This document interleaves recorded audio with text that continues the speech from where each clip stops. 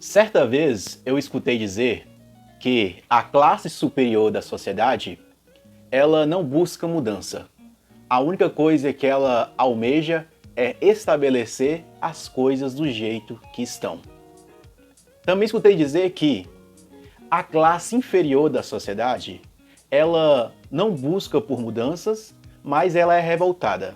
Porém, ela não tem tempo de protestar por mudanças, porque tem que buscar a alimentação e garantir o sustento da própria família ou a proteção da própria família.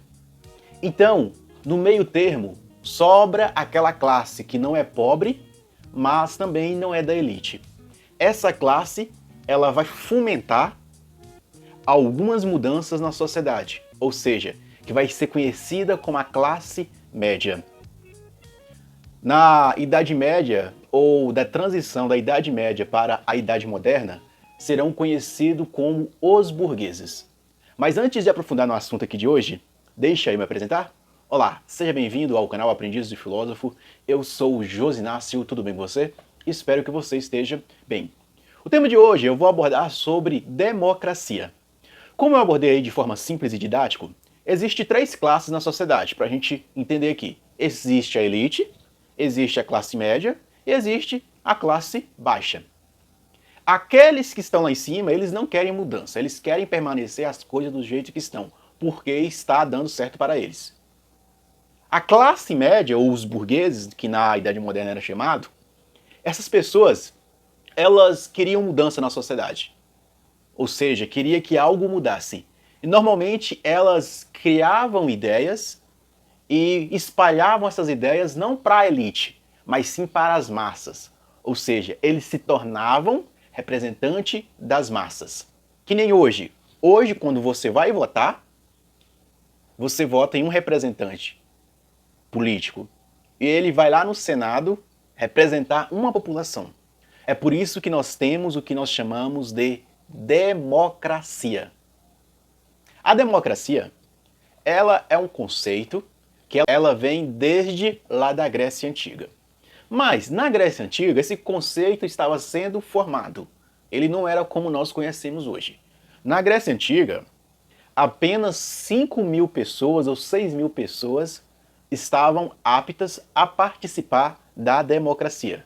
Ou seja, crianças, escravos, estrangeiros não participavam da democracia grega. Eles iam em uma assembleia e votavam sobre condições para a sociedade ateniense, ou uma das cidades gregas. Algumas cidades gregas tinham essa tendência para a democracia. Mas eram 5.000 pessoas. Porém, nós sabemos que eu tenho que trabalhar, você tem que trabalhar, outras pessoas têm que trabalhar. Na hora da votação, aparecia mais ou menos 2.000 pessoas ou 3.000 pessoas. Essas 3.000 pessoas definiam o destino da sociedade grega. Então, pensamos aí. Era uma democracia que não era democracia, mas era o princípio da democracia. Se você estuda filosofia, sabe que quando começou a aparecer os sofistas se tornam os primeiros professores de filosofia. Por quê? Eles começavam a usar da oratória, da retórica, para expressar bem algumas ideias na sociedade grega. E eles se tornavam professores das classes abastardas, ou dos filhos das pessoas mais ricas da sociedade grega. E eles também ensinavam aos jovens o bem falar, ou seja, o convencimento. Se era uma democracia, se a lei não estava em uma divindade, mas e a lei também nessa época estava sendo quebrada em ser passada de pai para filho, a lei estava na capacidade de você usar a sua fala para convencer outras pessoas de que aquilo que você está dizendo é certo. Aí começa primórdios da democracia. A democracia é o quê? Demo, povo, cracia, o governo. Governo do povo. Se você estuda filosofia, você sabe que na história da filosofia existem críticas à democracia. E eu estudando, percebo também que as críticas que nós fazemos à democracia, ou talvez que você faz, eu faça, ou outras pessoas fizeram à democracia, eles só podem fazer crítica à democracia porque a própria democracia ela permite que você a critique. Podemos dizer aí as fragilidades existentes no sistema democrático. O sistema democrático, ele é um dos melhores, mas também não é o melhor. Algumas pessoas vão querer sustentar a monarquia, que uma pessoa decide. Outras pessoas vão querer sustentar um poder moderador, ou seja, existe o presidente, existe os deputados, os senadores, mas existe um poder moderador, o qual ele pode intervir no presidente, nos deputados, nos senadores. Vai ter muitas críticas dizendo que a democracia ela se torna falha. Hoje no Brasil nós temos nosso sistema democrático, o qual nós, como cidadãos, escolhemos os nossos representantes, prefeitos, vereadores, deputados, senadores e presidentes. Ou seja, nós escolhemos os presidentes, os governadores, os deputados.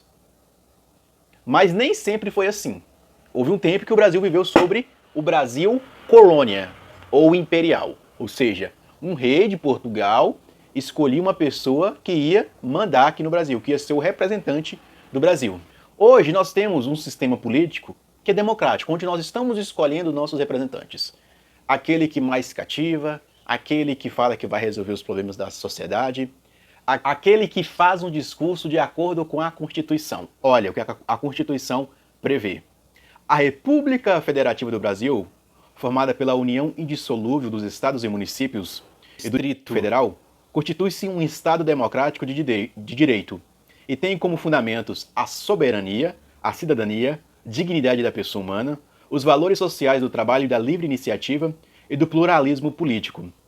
E tem o parágrafo único: todo poder emana do povo, que o exerce por meio de representantes eleitos ou diretamente nos termos da Constituição.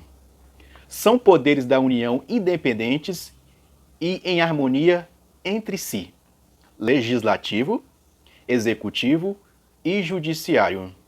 Constitui objetivos fundamentais da República Federativa do Brasil: construir uma sociedade livre, justa e solidária, garantir o desenvolvimento nacional, erradicar a pobreza e a marginalização e reduzir as desigualdades sociais e regionais, promover o bem de todos sem preconceitos de origem, raça, sexo, cor e idade e quaisquer outras formas de discriminação. Quem faz um discurso desse, de acordo com a Constituição Federal, se torna um representante legítimo de toda a nação brasileira, porque ele está sendo coerente com aquilo que está na Constituição.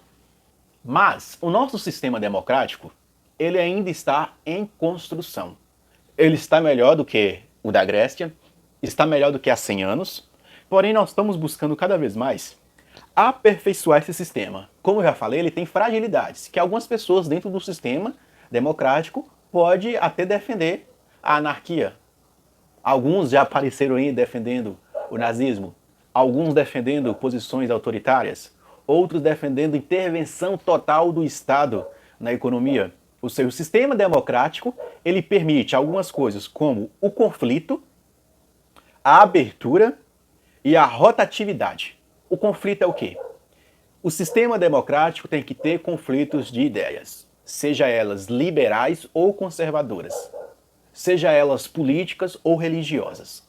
O político não pode abafar a opção religiosa, nem a opção religiosa deve abafar a opção política. Mas ambos têm que ter um conflito.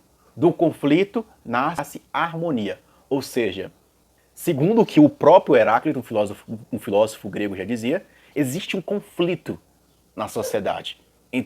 Para Heráclito dizia que era um conflito entre o amor e o ódio. Ou seja, existem conflitos na sociedade, tem que permitir o conflito. Mas o conflito, muitas pessoas veem ele como uma forma pejorativa. Mas na democracia, o conflito é algo fundamental para que assim haja o nascimento de novas ideias que possa aperfeiçoar aquilo que foi lido lá sobre os direitos fundamentais no primeiro nos primeiros artigos da Constituição. Mas também existe a abertura.